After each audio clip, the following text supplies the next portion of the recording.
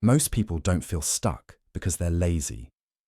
They feel stuck because they're mentally exhausted. And mental exhaustion is one of the hardest things to recognize while you're experiencing it. There is no dramatic breakdown, no obvious moment where everything collapses. It doesn't announce itself. It builds quietly, day after day, until even simple things start to feel heavy. You wake up knowing what you should do. You understand the responsibilities in front of you. You're not confused about what needs to happen. But when it's time to start, there's a resistance that wasn't there before. Not a lack of ability, not a lack of intelligence, just a feeling that your mind is pushing back. So you delay. You hesitate. You open your phone without thinking. You scroll, not because you're enjoying it, but because it gives your mind something easy to hold on to. And later, when the day is gone, you criticize yourself for it. You tell yourself you should have done more. You label yourself as lazy or undisciplined without realizing that those labels are covering up the real issue. We live in a world that never stops demanding attention. Messages arrive instantly. Information is endless. Decisions stack up from the moment you wake up. Even when you're not actively working, your mind is rarely at rest. It replays conversations, plans future scenarios, and stays alert for the next thing that might need a response. Over time, this creates a very specific kind of fatigue. Not physical exhaustion, but mental exhaustion. The kind that makes small tasks feel far larger than they actually are.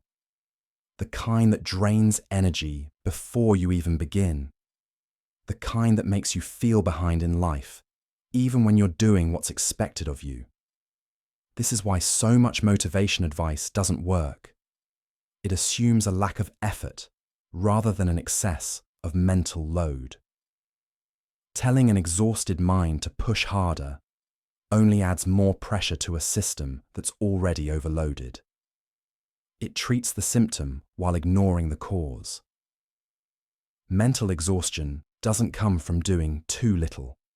It comes from doing too much without recovery. From being constantly available, constantly reachable, constantly expected to respond, decide, and perform.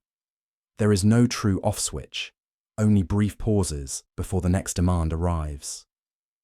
Eventually, your mind tries to protect itself, not by giving up, but by slowing things down. Focus becomes inconsistent. Energy drops. Tasks that once felt manageable begin to feel overwhelming. This isn't weakness. It's your system responding exactly as it's designed to when it's under too much strain. That's why you can feel capable one day and completely stuck the next. Why clarity comes and goes. Why discipline feels unreliable, even though you care deeply about improving your life. You're not broken, you're overstimulated. And the solution isn't more intensity. It isn't pushing harder or trying to force productivity. The solution is reduction. Fewer inputs, fewer decisions, fewer things competing for your attention at the same time. Clarity doesn't arrive when you pressure yourself. It returns when the noise begins to fade, when your mind finally has space again, when you're no longer reacting to everything at once. And when clarity returns, energy follows. Not suddenly, not dramatically, but gradually and naturally.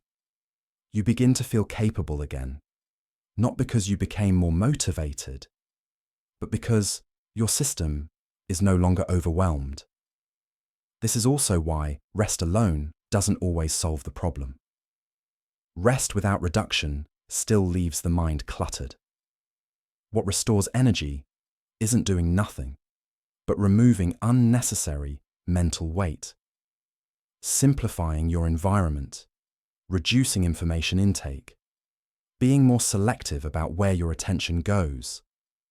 The people who move forward consistently aren't more disciplined than everyone else. They're less mentally overloaded. They protect their attention. They respect their limits. They stop punishing themselves for being tired and start listening to what that tiredness is telling them.